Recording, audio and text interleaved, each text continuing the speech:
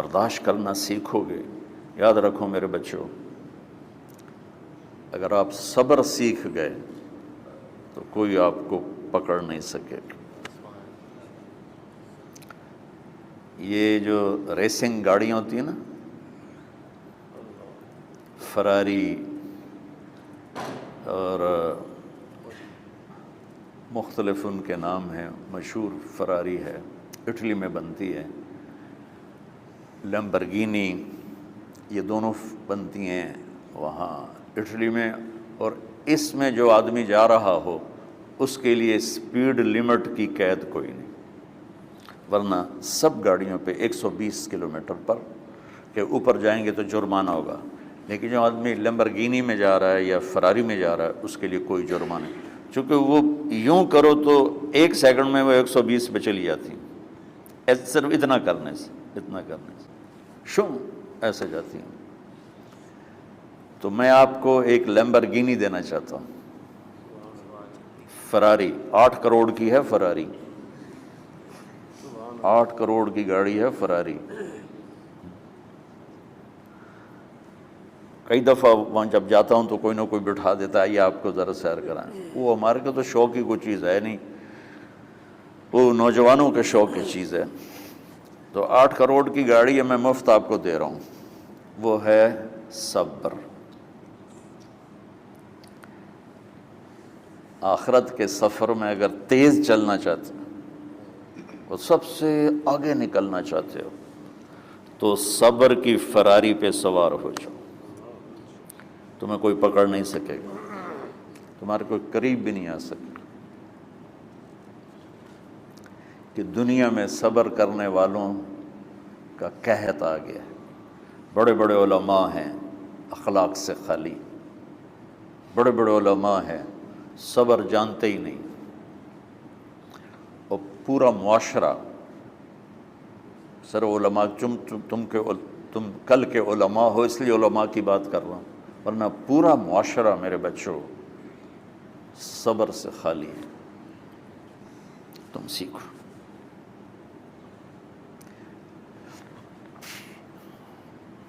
دیکھو میری ایک بات سنو، علم کی کمی ہو تو اچھے اخلاق اس کو چھپا دیتے ہیں، اخلاق کی کمی ہو تو بڑے سے بڑا علم بھی اسے چھپا نہیں سکتا۔ سارے عیب ہوں اور اخلاق اچھے ہوں تو اخلاق وہ چادر ہے جس میں سارے عیب چھپ جائیں گے، اور ساری صفتیں ہوں اور بد اخلاق ہو تو ہر صفت کو بد اخلاقی چھپا دے گی۔ میرے نبی نے نماز لمبی پڑھی، اللہ نے روک دیا، کہا نہیں چاہیے، ما انزلنا علیک القرآن لتشقی، مختصر نماز پڑھیں، درمیانی نماز پڑھیں، پیسہ سارا خرچ کر دے، اللہ نے روک دیا، ولا تبسطها کل البسط، میرے نبی سارا خرچ نہ کرو، کچھ بچا کے بھی رکھو۔ تبلیغ میں اپنی جان کھپائی، اللہ نے اس سے بھی روک دیا، فلا تذهب نفسک علیہم حسرات، تبلیغ کرو خود نہ مر جاؤ۔ تبلیغ کتنا بڑا عمل ہے، اللہ نے کہا اعتدال سے۔ نماز کتنا بڑا عمل ہے، اللہ نے کہا درمیانہ ہاتھ رکھو۔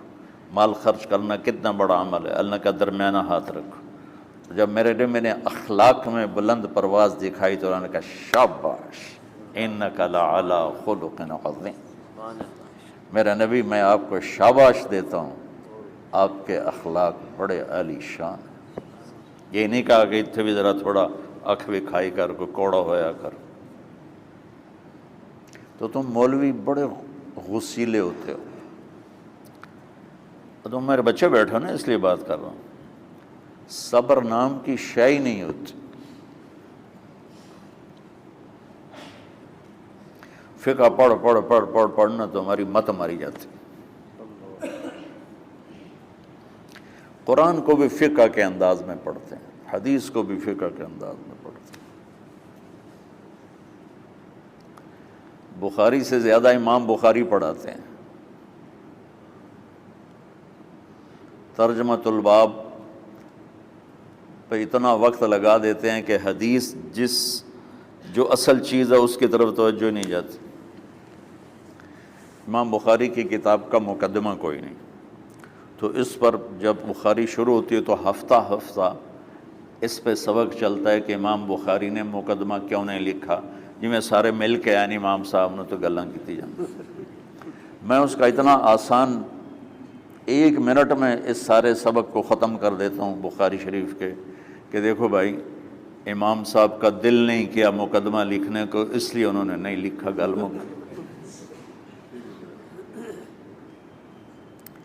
ایک حدیث کے عنوان اور حدیث میں جوڑ نہیں تھا، تو شیخ رمزی بہت بڑے فاضل آدمی ہمارے فیصل آباد، میں نے کہا شیخ یہ جوڑ کوئی نہیں، کہا شیخ ھذا من اصعب ابواب البخاری، یہ بخاری شریف کے مشکل ترین ابواب میں سے۔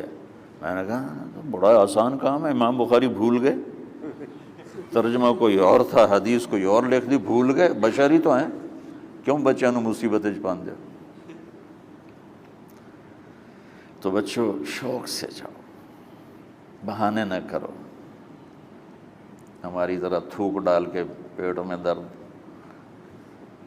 وہ شامہ پہ جان گیا پھر توڑیاں۔ ٹھیک ہے نا، میں زیادہ بول نہیں سکتا ہوں، ضروری سمجھ کے آیا تھا کہ تم خوشی سے جاؤ۔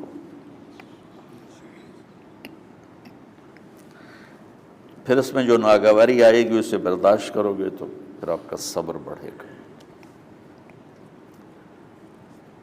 تمہیں صرف میری شہرت نظر آتی ہے، اس میں جتنا مجھے صبر کرنا پڑا ہے وہ تمہارے سامنے نہیں ہے، جتنی کڑوی گولیاں میں نے کھائی ہیں لوگوں سے وہ تو تمہیں نہیں پتہ۔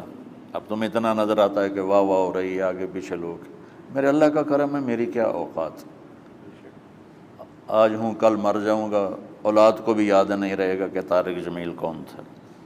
جو ہے اس میرے رب کا کرم ہے، مجھے اپنی شہرت سے کبھی دھوکہ نہیں لگا، تو میرے بچوں اس لیے بتا رہا ہوں، کوئی فخر نہیں، کہ مجھے اپنی شہرت سے کوئی دھوکہ نہیں، ایک لمحے کے لیے بھی مجھے دھوکہ نہیں، میرے دل کی گہرائیوں یہ بات اتری کہ سب میرے اللہ کا فضل ہے، اور برائی کرنے والا اور اچھائی کرنے والا میری نظر میں برابر ہو گیا ہے۔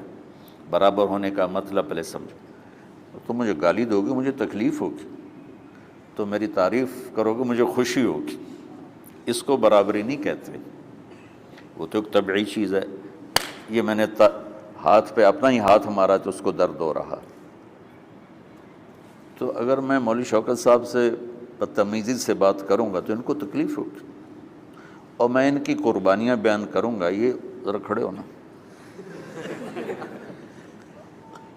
ادھر ہاتھ دو، یہ اس سارے نقشے کے بانی ہیں، یہ پہلی اینٹ ہے۔ یہ 3000 روپے اس وقت لے رہے تھے 1985 میں 86 میں کراچی،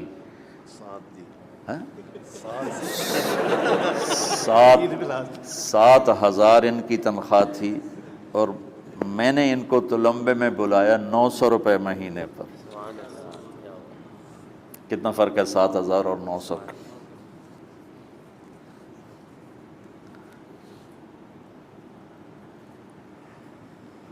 لوگ میری تعریف کرتے ہیں، میں اللہ کا شکر ادا کرتا ہوں، اور اس پہ میں تکبر میں نہیں آتا۔ یہ ہے مدح اور ذم برابر ہو جائے، یعنی تعریف کرنا اور برائی کرنا برابر ہو جانے کا مطلب یہ نہیں ہے کہ برائی کرنا سن کے اثر نہیں ہوتا اور تعریف سن کے اثر نہیں ہوتا، نہیں، برابر ہونے کا مطلب بتا رہا ہوں، اس کی توفیق، تائید، رحمت اپنی اولاد کو بتا رہا ہوں۔ کوئی میری تعریف کرتا ہے، میں اللہ کا شکر ادا کرتا ہوں اور اپنے آپ کو بھولتا نہیں ہوں۔ کوئی میری برائی کرتا ہے تو میرے دل میں اس کے لیے کوئی منفی جذبہ نہیں پیدا ہوتا۔ یہ ہے اچھائی برائی کو برابر کر دینا۔ کہ میرے اوپر مختلف الزام لگتے ہیں تو میں ان کو پی جاتا ہوں، اور اس طرح کا معاملہ کرنے والوں سے اپنے دل کو بالکل صاف رکھتا ہوں، بالکل صاف، اور میرا ان سے معاملہ اسی طرح ہوتا ہے جیسے پھر آؤ جی اپنی وجہ سے کبھی کسی سے قطع تعلق نہیں کرتا. تو بچوں، صبر بہت بڑی دولت، یہ تمہاری تبلیغی زندگی میں بھی کام آئے گی، علمی زندگی میں بھی کام آئے گا، جب تم گھر والے بنو گے، شادیاں ہوں گی، اس وقت یہ کام آئے گا. ٹھیک ہے؟ اب بہانہ تو نہیں کرو گے نا؟ خوشی سے جاؤ گے نا؟ چلو، السلام علیکم.